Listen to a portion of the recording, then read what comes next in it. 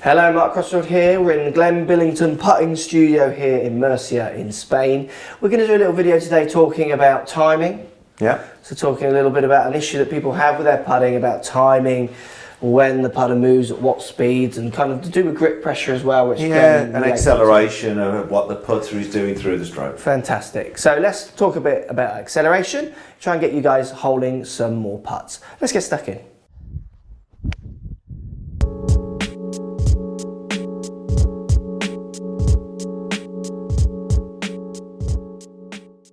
Right guys, we're going to do two putts. So Glenn, if you can just explain, what do you want me to do on the first putt? We're going to try and manipulate timing to kind of recreate what we see and what you see a lot in putting lessons. So what do you want me to do on the first stroke? Well, the first one, what I want you to do is to grip as light as you can, really. Yeah, okay. If I was to give you a grip pressure, 10 being the highest, I want you to grip it around about 2 or 3. Okay, so really light. So what will happen as a result of that, the putter will let go at the bottom. It's like a flicking action, because what happens at the back of your swing, you'll release the putter. Okay. And that's what I see a lot of amateurs doing. Absolutely. So the classic kind of pull it back and then flick it forwards, and I see that loads with putting. Yeah. So let's do one like that to start. We're ready to capture? Yeah, so when you're ready. Okay.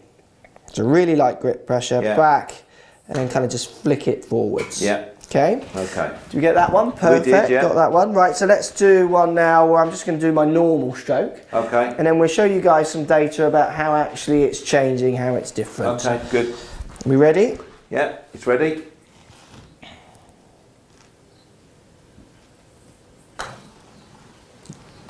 Okay, got Difference, yeah, got it. Perfect. Okay, Well so let's look at that data and show you how the timing was very different from the two strokes, and talk a little bit about how this could affect your putting for better or for worse. Let's have a look at some of the numbers.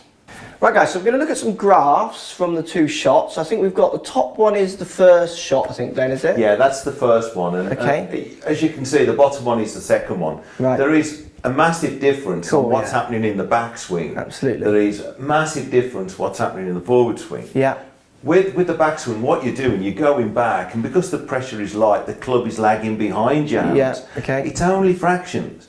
But then when your hands are ready to go forward, they start the motion forward, but then the club takes over and starts leading. Action, yeah, it's a whipping action. Yeah, absolutely. So there's no way can you be consistent over a number of strokes. Absolutely. I mean, you can see from the two graphs, look at the height. I mean, obviously on the backswing, on the top graph there, I pulled it back quite quick, then slowed down, and then the downswing, you see it peaking.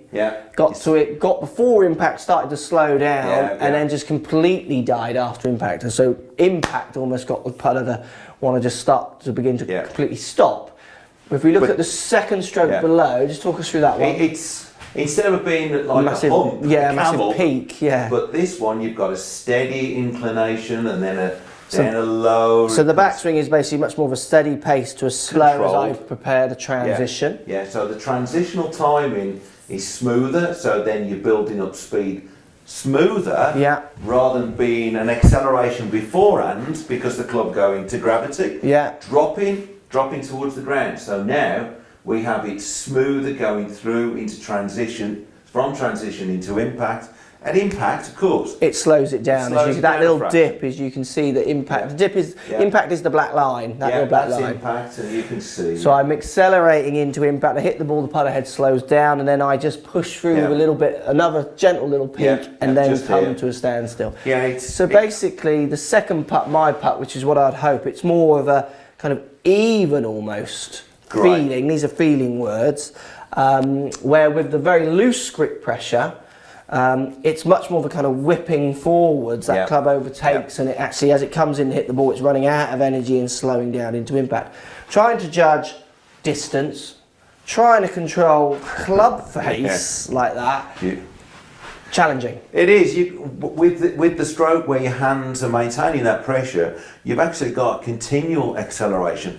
There's no deceleration, it's just that now your hands are enabling continual acceleration. Yeah, and it's just impact that shows the dip in the graph there. And then post-impact, as I begin to stop, obviously you get deceleration on the graph. But for the moment, the truth, it's just in my head, it would feel almost as acceleration, hit the ball and then slowing down naturally. It's great. So really for you, Glenn, you're saying, and I kind of would agree with this, you're building it around grip pressure, aren't you? If you keep that grip pressure So rather than people going out there and thinking about timing, which will kind of screw a lot of people up, I think. And I've got examples I could tell you, but I'll get sued. Yeah, absolutely. If people thinking of trying to time, if they just think a little bit more maybe about controlling the grip pressure, keeping it constant through the stroke, better chance of controlling that timing, controlling the distance, controlling the direction. Yeah, if anybody wants to tell you it's like TikTok,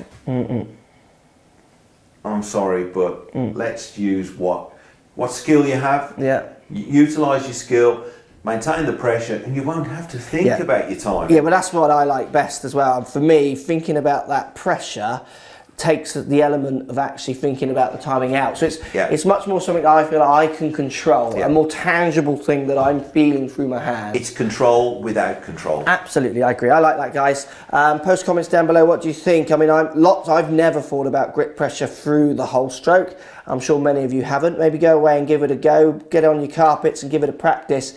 You'll feel a big difference in your stroke. I certainly have, and hopefully you'll see a difference in your results. Thanks, Glenn. Really good stuff. Thanks for watching, guys. Post comments down below and I'd love to hear what you've got to say. So if you like what's going on here, don't be afraid to subscribe to the channel. Also thumbs up the video, post comments. Love to hear what you guys got to say. Let's keep it social. The more we talk, the more we share, the easier this game will get for everybody. So if you want to find me on Facebook here, you can find me on Facebook. If you want to tweet me, find me on Twitter here as well. Just follow the links, all in the description. Come and join the show. Get active, get involved, get playing some better golf. Thanks for watching.